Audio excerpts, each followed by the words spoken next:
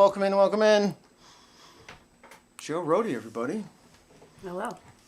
It's, as usual, the executive producer, the director, didn't show up again. Oh, again? It's me. It's a year and a half, nobody. Running all this stuff myself. I keep looking, nobody shows up. I have to turn all these things on, push all these buttons. And every time, it's like this, this was the first time I ever didn't have the right screen up, and I realized Oh, yeah. that the wrong screen was up. So anybody who was tuned in early was like watching me put my guitar on. Yeah, Like, oh gosh. So it's like getting out of the shower. Nobody wants to see that. So like I played this open mic and this guy Blue, he likes it. Take your shirt off. I'm like, my wife doesn't even want to see that. Nobody wants to see that. Trust me. So, but he says it to everybody. It's not just me. Oh. It doesn't matter, guy, girl, doesn't matter. He's Actually, he doesn't even say it. He just yells it indiscriminately. Well, welcome in. Really appreciate you being here. Oh, I should welcome in. Let's see, I'm real professional here. Yeah. Thank you for having me. I really appreciate it. I started this this live stream. I called it the stream to no one because about a year and a half ago I was in desperate need of some place to play songs that I had written and was struggling for an outlet, and I had figured out how to put up a camera and tie my mixer into it and some free software and a YouTube channel, and next thing you know I'm turning the thing on in the middle of the day and broadcasting to no one. Yeah. And a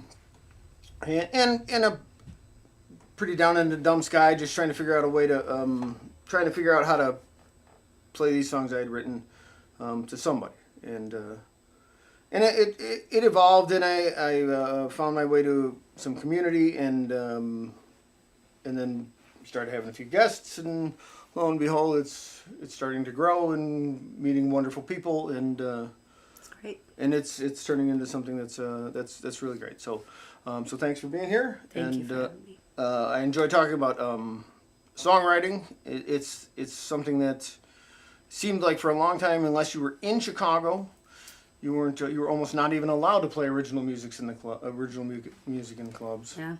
And I think that it's very exciting because I felt like I was away from playing for a while, and in coming back, it seems much more prominent, and so I'm grateful for that. I was thinking about how we met, and we were talking about this before we turned the mics on.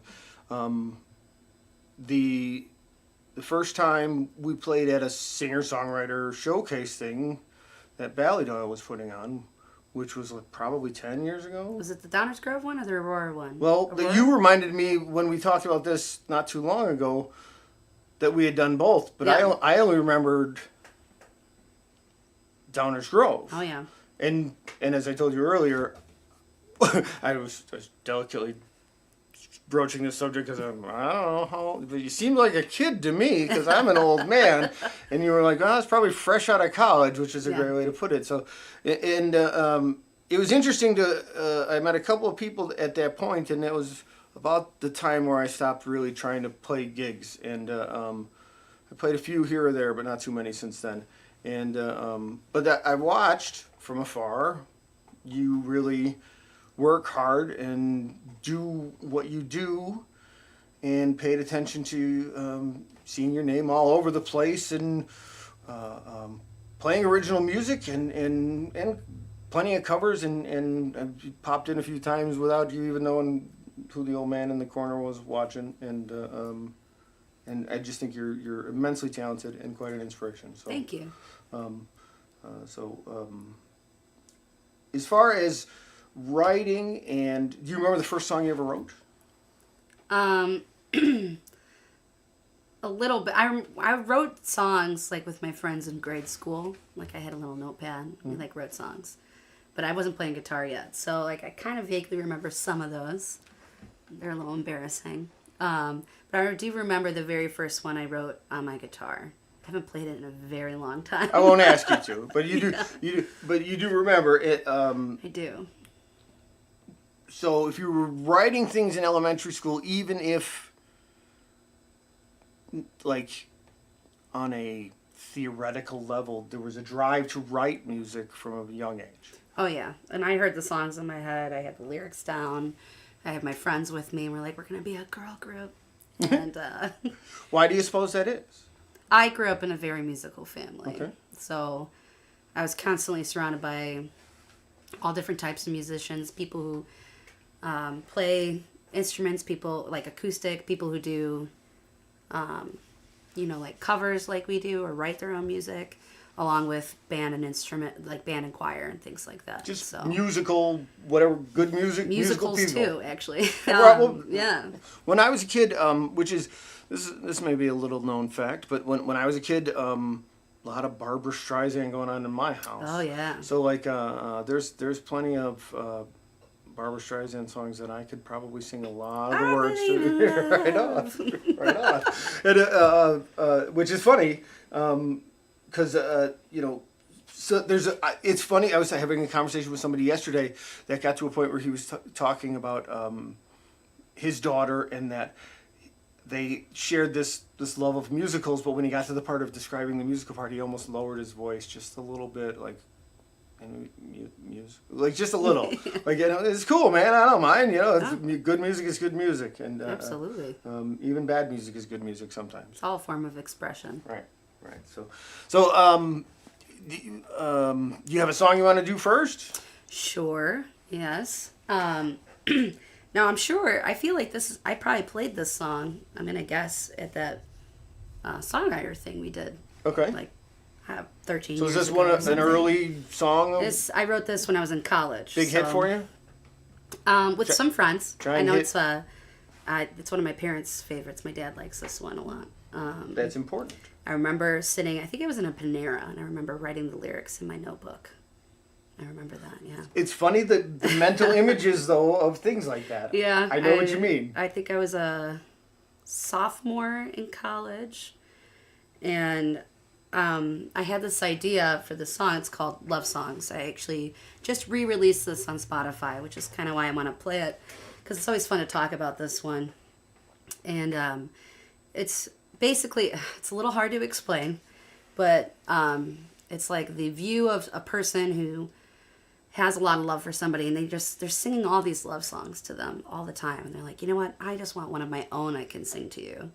So it's kind of a warp of all that, which means I quote and do like a lot of things that a lot of love songs have in them. So I quote a lot of different love songs from a lot of different people. If you recognize any of those songs, feel free to type them in the comments. Look at you, right on. Maybe you'll recognize some of them. All right. But a lot of popular love songs, all from, stuff that was coming out to then, stuff, older songs. But yeah, this is called Love Songs I Sing. You ready for me? Mm-hmm. All right.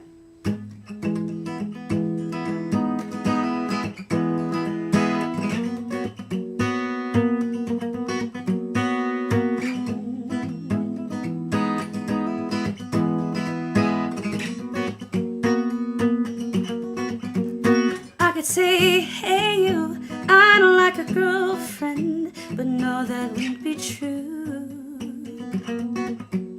I could say, yeah, you belong with me, but how do I know if that's true? All I know is I want you to want me, and I need you to need me. It's as easy as ABC, 1, 2, 3, yeah, baby, just you and me. Oh, just tell me, that you love me like I know you do. So the love songs that I sing will finally come true, and I won't have to sing everybody else's love songs. There can be one that's written for only just you. just you. Ooh, oh, oh, yeah.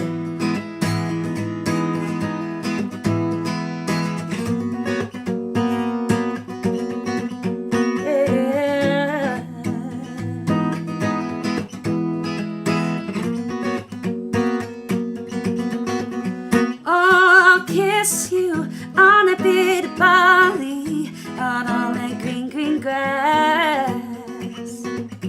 Oh, I'll hold you, love you, even add an extra day to the week for you. Oh, I'll come to you with open arms, believing what I'm saying. Oh, 'cause your love is my drug, and baby, I'm addicted to you. Just tell me all that you love me, like I know you do. Some other song, so I say, oh, finally come true. And I won't have to sing everybody else's love songs. There can be one that's written for only, yeah, just you. No, no.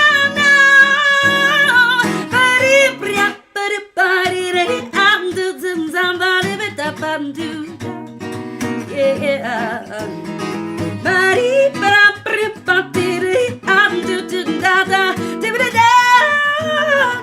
Oh yeah. Oh no.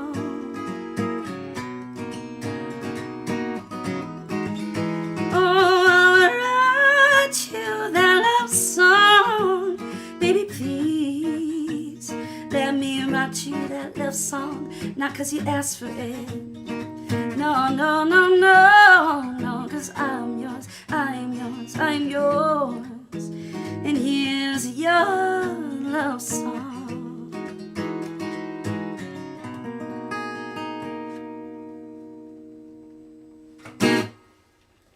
Start losing my headphones. You're all right. Damn, girl. That's awesome. Thank you. I don't know. That's amazing. Did you catch some of those love songs? Yes. Yes. It's goofy, but I love it. Truly, I used to have a sign when I was by myself because I would forget to turn the reverb on, then I would forget to turn it off. Oh, yeah. Because you obviously don't want to talk with the reverb. Yeah, so it don't sound like we're in a bathroom or something. Right. Or in a cave. But then inevitably by myself I would start playing and then the reverb would be off. So I had this piece of paper. And anyways, outstanding. Thank you. I am in awe at people like you who can sing like that, because it's stunning to me.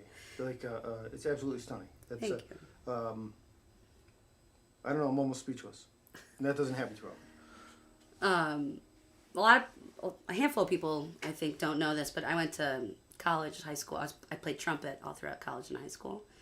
And I remember in high school, my jazz band director was like, the reason you can sing like that is because you play the trumpet. And I was like, actually, I believe that. It takes a lot of air. Well, I could.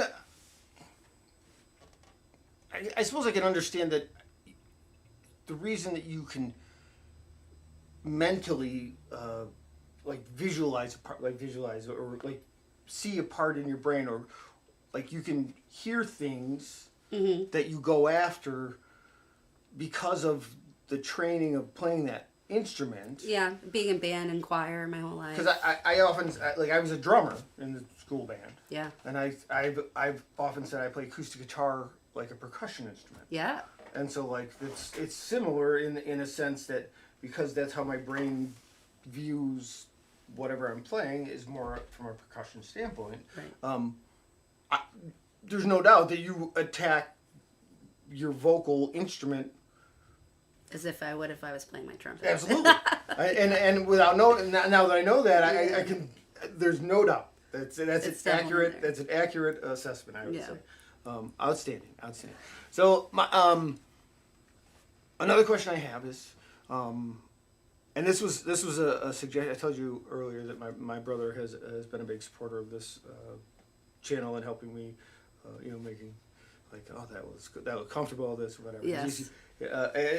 All the music of my life, from stealing albums from his room or taking me to my first concert. Oh. and he had a suggestion about my a question. My chair just broke, which was, what was the first concert you ever went to, like, that you bought a ticket for with your own money? With my own money? Yes. Not the first concert you went to, like, that your parents took you to, but, like, you had money, you went and bought a ticket. And I thought, that's a great question. Probably Sarah Bareilles. Really? Yeah. Now, what year? How old would you have been? I was in college. Okay. Yeah, I missed a rehearsal to go. Yeah. Yeah, I was going to school in Peoria, and I was like, I have to go see Sarah Bareilles, because she was my number one at that time. Aside from, of course, Kelly Clarkson. But, Well, of course. just as a vocalist, I mean, she's incredible. Well, but yeah. I needed to see her. And I think it was either the Riv or the House of Blues.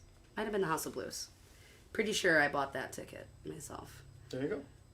Before that, it might have been Kelly Clarkson, but I don't remember if I paid for that one on my own, to be honest. No? No. Well. I might have, though, and if I did, But you then it chose, was Kelly like, Clarkson.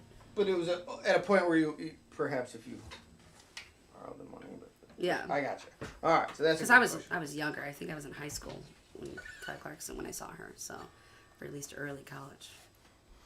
So when I am having somebody in, I try to think about what I'm going to play, and I was trying to think about. I was thinking of something old or something that I played back, but then last September I had just started going places again. Like last year, I finally was able to leave the job that I didn't like doing very much, and got some things done around here that I had to do. And then late in the summer, I was able to finally start doing these things. And I went to a few places, and one of the places I had gone to was the studio in Lockport for the first time. And I thought, this is great. And I met Colleen for the first time, and she couldn't have been nicer to me. And she's the best. She's great. She's an immensely kind person, as are you. And and in meeting her for the first time and asking her a few questions, she was just giving with her time and her thoughts and her, which not everybody is. And Colleen will be a guest next month, so I'm looking forward to that. She was supposed to be here a little while ago and had some stuff that that prevented her from doing that, so we're looking forward to that rescheduling. And then she was gonna host another open mic, and so I just, all right, I'm gonna go here all the time. And then your other friend Laura, and I was like, all right, cool, this is cool. And so I went there. It was like the second time I had been there. This is great. And then lo and behold, you were sitting there. I'm like, oh wow, wow, look at that. And then it turned out that was a turning point for that venue, and things changed after that night for that place. And I happened to witness something that was kind of a special event, and I was glad that I was there, and found out the next day that it was kind of the end of an era for that venue. And but it was really neat to witness the three of you sing together and that situation. But I happened to be there for the open mic, and I had a little video camera running, and I played this song that I had just written. And when I listened back to it the next day, I happened to set it next to where you ended up sitting down. Mm-hmm. And when I listened back to it, I could hear you. You were humming instinctively, and I thought, oh, I did something right, because you liked the song enough to just. Not that I could hear you singing, humming along with whatever I was singing at whatever probably point. Harmonies or something. Right. And I was like, awesome! So like, it's like Glad I didn't ruin the video. No. I did, and not that, like, it was just cool. Like, it was just one of those things where it wasn't a super full room, and I was just up there. We hadn't even reconnected really. I just said hello, and you were just. But the fact that it inspired you enough to just sing along meant that I did something right. Yeah. And appreciated that. So I decided I was going to play that song, and it's also a song that I wrote because in May it's mental health awareness, and it's mental health awareness month. And this May I'm trying to start an annual thing, and I don't know how successful it's going to be, but in the backyard here, you saw the space I built for my retirement party. And we're going to have some folks come play some music, and we're going to try to get some information and try to pass it along and make a mental health awareness kind of weekend thing. That's maybe a yearly festival thing. I'm not so great at the organizing yet, but I'm trying my best.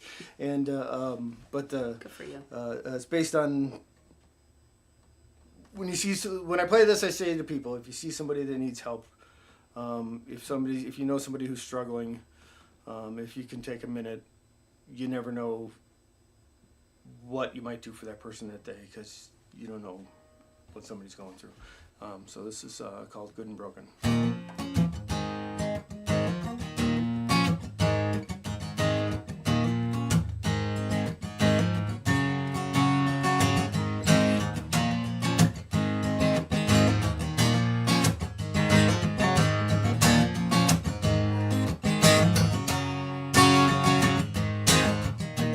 End of the line, there's nothing left to mend.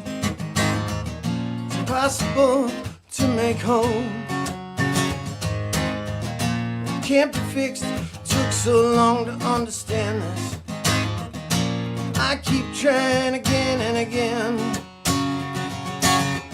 I think I'm broken, I can't find all of the pieces. Can't seem to find them anywhere. My sanity scattered only God knows when. Now all I do is sit and stare.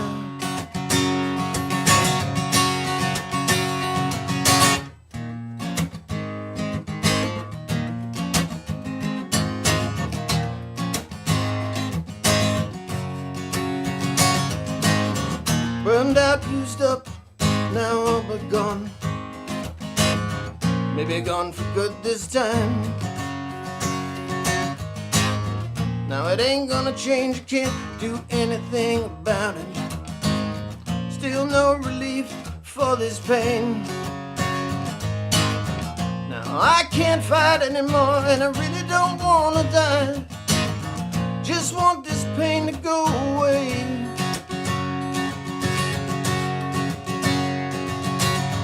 I think I'm broken, I can't find all of the pieces. My sanity is scattered all about. Try to pick it up and put it back, but I find another hole.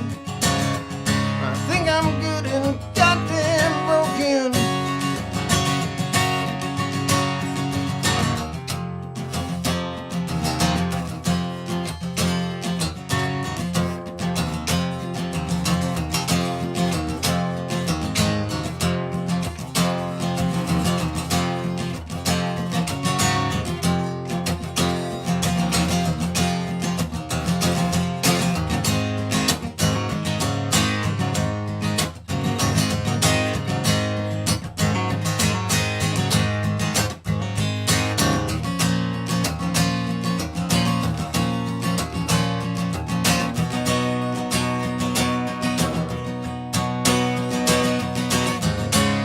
I'm broken, I can't find all of the pieces.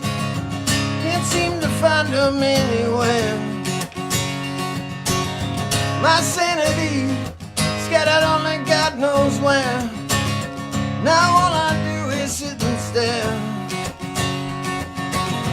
I think I'm broken, I can't find all of the pieces. My sanity is scattered all about. Try to pick it up and put it back, but I find another home.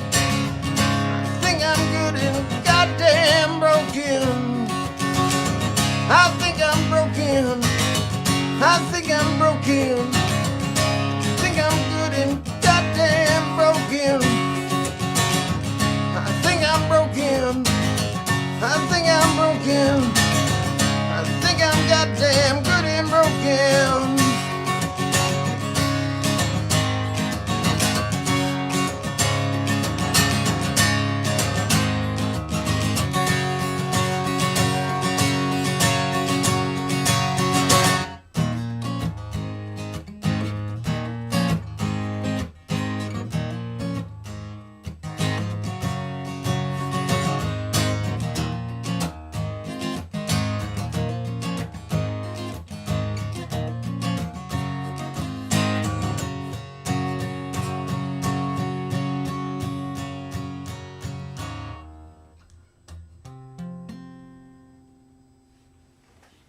Nice head. Thanks. It's Love it. I did this like mixing. When I recorded it, I was part of this mixing club, and a bunch of guys, working on the sound of stuff. Oh yeah. And production. And I had a number of people that were like, "You should really end that song on a high." And I'm like, "Did you listen to the words? Yeah. It's about depression." Oh yeah, well yeah. Depression has this way of always creeping back in and kind of bringing you back down, even when everything's great. It's kind of the point of bringing it back. You want it to match the melancholy thing at the end. But probably if I wanted it to be a big radio hit, you're probably right about that. Yeah, they could just end it there. It Do was your version. like exactly They could like just end a sort of like a record company guy would be like, Yeah. "Nah, you should just edit that ending part out." Cool. So, anyways, it's good and broken. Yeah, I like that one. Thanks. Let's see. I got a real serious, hard-hitting question for you. Oh. What is your favorite color? I usually tell people purple, but I'm like obsessed with like tie-dye, rainbow, multicolored stuff. That's, you can see my shoes, Right on. Right on. The official color of MeL Muzic, which is my musical project, orange. Oh, nice. That's good. Since I was a child. That's a good color. When I was a little kid, everything was orange. You can see if you notice. Oh yeah. Now you'll notice Now there's orange everywhere. Yes. I even had to have orange soda, orange, like everything when I was a little kid. So that's why I took orange tape. You see the orange tape? Oh yeah. Right Orange now tape. you can see it everywhere. Orange Velcro. Right, you got it. See, now you're seeing it. You got some orange drumsticks over there. There is orange everywhere. Once you know that, and you know that about me, you'll notice there are orange. There's little orange things everywhere. All right, so let's see. That. Song number 2 for you. Oh boy. You have Pressure. well, you said you were trying to, which it happens to me if I go to an open mic or. Yeah, I had no idea what I was gonna sing when I got here. Yeah, that's okay. That's okay. That happens often. I like to feel in the moment Right. or something. But I did want to make sure I chose songs that I could talk about since you gave us this opportunity to do this, which I think it's a beautiful thing. Thank you everybody for tuning in, and definitely you do this every Tuesday. I do. So make sure to check out the other ones on the YouTube page too. A lot of great artists that you have. There's a whole backlist of other things, and there are people coming up like Matt Shukin. right. There's another friend of mine, Kenny P. Mitchell, and then an old friend of mine, Lee Evan, is at the end of the month. I used to. Back in the day, we did some crazy things and toured and drove the wrong way down a one-way street in Cleveland once. And good stories. Right? Oh yeah, there's some. You'll hear some good ones about that. So yeah, I was. There's some bunch of people coming up, so it's been great. And the idea is to pay it forward, talk about songwriting, encourage others to write songs as well, and don't. We're starting a songwriters circle. Last week Brandon was talking about the songwriters club that he had, and there's some people that I've been seeing frequently at the open mics, and that maybe lean toward covers a little more, and then I've been playing mostly originals and having conversations, and people are like, I'd like to write more, I don't know how to finish. I'm like, well, maybe we should just start this thing downstairs, and so I think we're going to try and start that That's over great. the summer. So Awesome. definitely. I love that. Yeah. Check it out if you're a songwriter. Reach out. Right. All right, so this song's called Boom, and it comes from a few different places of inspiration. What triggered the initial songwriting process was I was doing a songwriter afternoon at Lagunitas before they closed in Pilsen. This really great guy, Matt, used to run it, and he would pick a category of something, and you'd each get something from that category, and the goal was to try to write a song within that category. And so my week, it was colors, and I got brown, and I was like, oh man, out of all colors, I love multicolors, I love bright colors, and I got brown, and I was like, oh boy, I don't even know where to go with that. And my first thought was brown, I think, of like dirt, down in the dirt.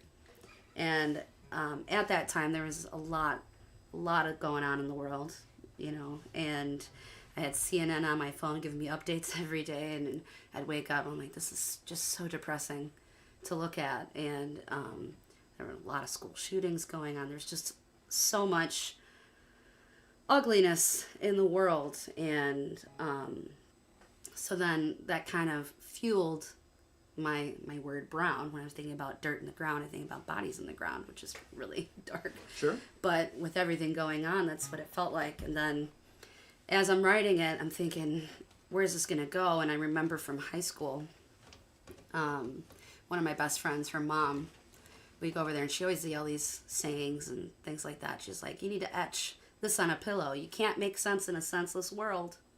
I was like, that is good. And that's how I felt and how I feel in general, especially right now too. You can't make sense in a senseless world. So this song's called Boom, and I hope you enjoy it.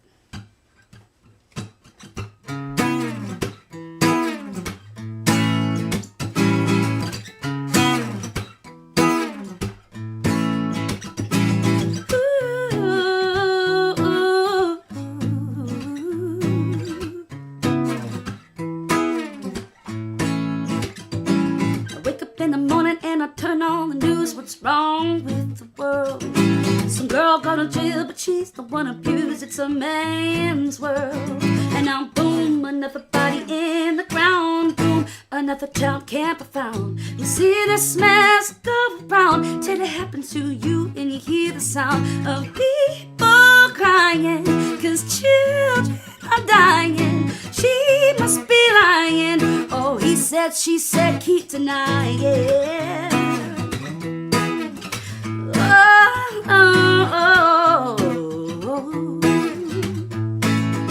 Oh, now stop, everybody on the ground. Somebody got this place on lockdown. Just another wild man with a gun, try to prove he's a man when he shoots at your loved ones. And now boom, another body in the ground. Boom, another child can't be found. You see this mess going on, now it's happened to you when you hear the sound of people crying, 'cause children are dying. No use in trying to make it all make sense, 'cause you can't make sense in a senseless world, no.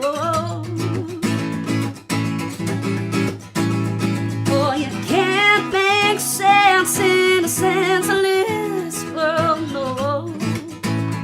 No, you just can't make it, no, we can't.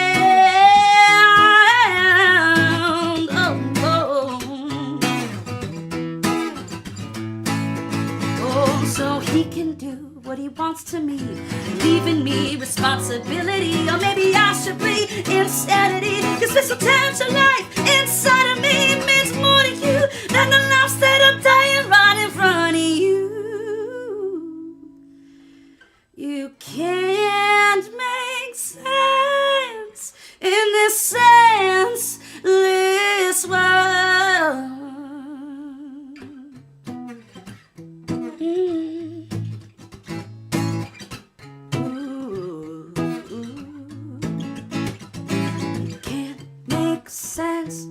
Sense is a word.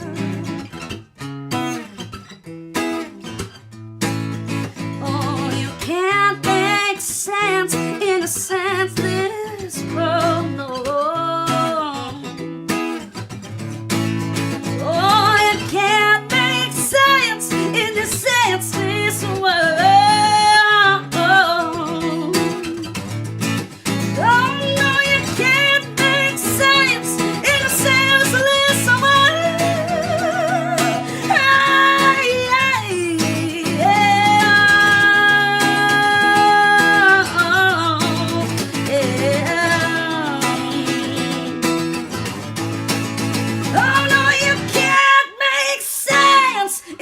Senseless world.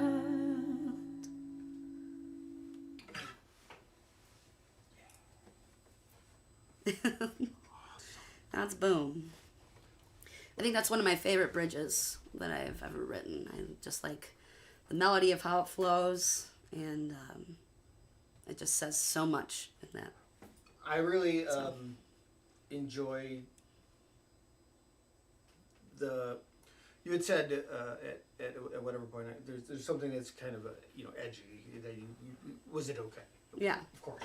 And I challenging the boundary. Sorry. I realized in your first one that the power of your voice bleeding onto this one was the room echo was it was better if I lowered my microphone a little bit. Shouting. And the sound engineer and me will spend the entire song trying to make you sound better and better the whole song. So No, I appreciate that. My son, and I said this last week too. My son once said, "What are you doing when there's the mixer is over on this other screen and He's perfecting. I'm constantly like figuring out how I can make every utterance of your voice perfectly audible." Well, thank you. I appreciate that. Thank you. Thank you. Because it's delightful. I think that it's important as artists and writers to reflect back to those who maybe don't want to look at it when things are difficult. People have to look at it. And when things aren't right, when there is injustice, when people are treated poorly, when there's rights being taken away, when darkness is seeping in, it is the artist who first shine the light.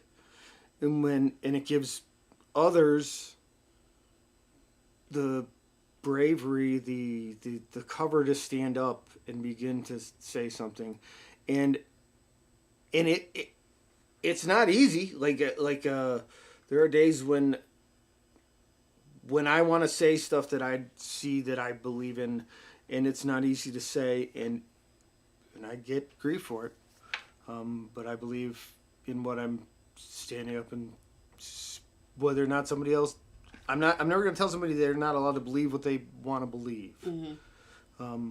Should write a song on that. Right, but I tried to, and I have, and so I think that, and that's the beauty of the songwriting element is that we can have discussions like this, and you can say that 50 times in a 10-minute conversation. Well, we could write a song about that. Yeah. And because when I Write a song about anything. When I had Aaron Kelly here, he I don't remember what the actual number was. He told me some astronomical number of notebooks of fragments of things that he wrote down. Oh yeah. Of things, which. When you hear a certain phrase, I have so many notes on my phone where it's just like a phrase of something where I'm like, that's something right there. I'm old, so I still write it on pieces of paper, and there are scraps and scribbles and things in, all over the place of like the little pieces of things, or my kids would when they were small would be like, "Is this something?" Because it's something written down on. Oh no, that one's just garbage. Yeah. Oh no, I need that one.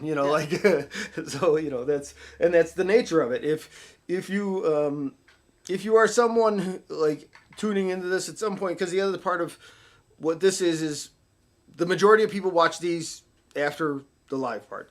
Although I can tell you that because you are here, there's a lot of people watching.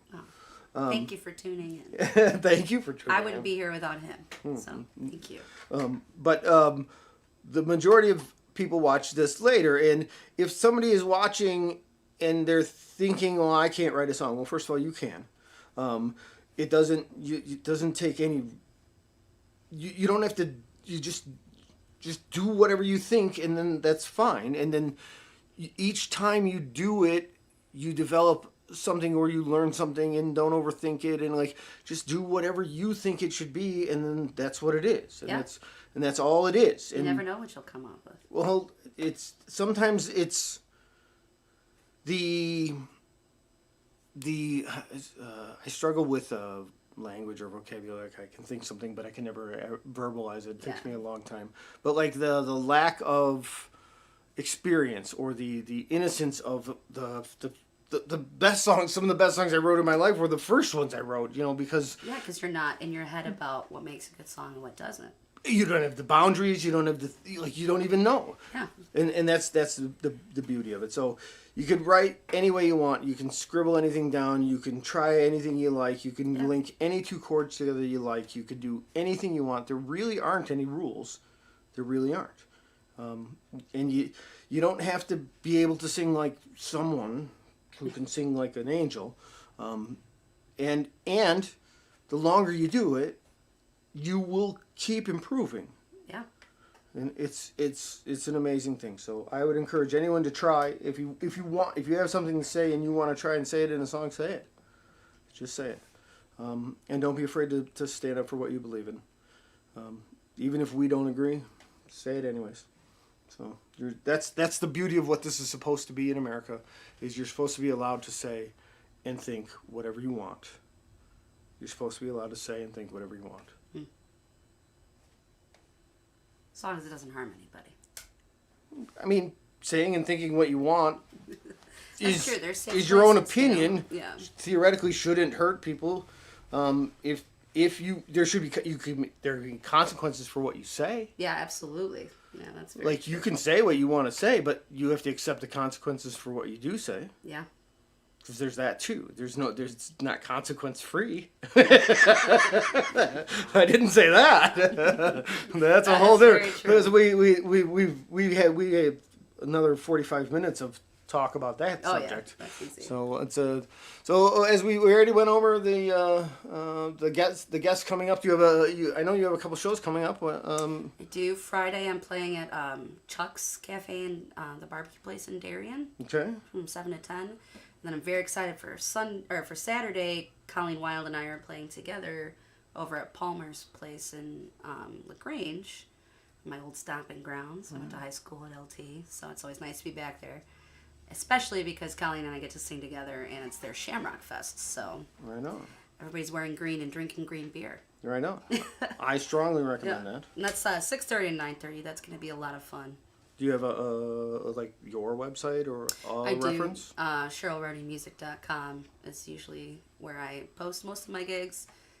For, Facebook, Instagram. Because all that fun on stuff. Saturday, when I need to remember where I'm going You to can try go to right go to my to, website. that's where I'm going to look Yeah. to remember to find the address. And I post it on there. I tag, there's a little link for each of the places I play. So if you want to look and check them out, and it tells you what town they're in and what time I start. Last week I saw you at Brother Chimp. Yeah, that was a good time. and that was a good time. Yeah. The place I love playing at Brother Chimp. They're amazing. was darn full, and it was a great time, and you killed it that night. So Oh yeah, it was a lot of fun, and thank you, by the way. it was a good time. So. All right, so I think, let's see, MeL Muzic, the full band is doing the Arcata thing in St. Charles on Tuesday the 22nd, so yeah, that'll be fun. The, Rockin' Ravioli. Right. Yeah, we just did that with my band. That was a lot of fun. Right on, right Yeah. on. It is cool. They're doing a great You thing should over go, there. Go and check them out. They're doing great. So that brings us to dumb joke of the day, which is dumb joke of the day. Okay, so what do we have? So this is addressed to Stream to No One. 1234 Stupid Head Road, Anytown, Nowhereville. Oh, that's pretty great. Right. Okay. Okay. From Miss Jill Monroe. Jill writes, what kind of car does Santa bring sheep for Christmas? What kind of car? Lamborghini. Oh. I opened my mouth at the same time. I see. I had computer failures a while back, and I'm in the process of like completely. I managed to limp between late summer and here with my computers, and now I'm literally switching everything from Windows to Mac. Multiple systems we're putting in. I'm gonna To put the in. windows. I'm gonna. To the walls. Sorry. I'm gonna put in a hard drive system in the building so that there's Wow. like a thing. Right. I got a guy that I'm like, all right, I'm tired of all this crap. That's amazing. But in the meantime, everything's a disaster. So like, I think it's pretty cool. This is a great space. You've done beautiful work here. Thank you. So all right, so thank you everyone for paying attention and listening. That was the dumb joke of the day. Like I said, next week is Matt Shukin. Thank you, Cheryl, so much for being here. Thank you. It's Thank such you a so joy, much. and I appreciate all your advice in the last few months and your kindness. Thank you. Thank you And very, thank very you much. so much for having this. This is a lot of fun. Thank you. I look forward to watching the other ones. Thanks. Yeah. It's such a joy. All right, so thank you guys very much. And in the words of Ray Rayner, bye, bye, bye.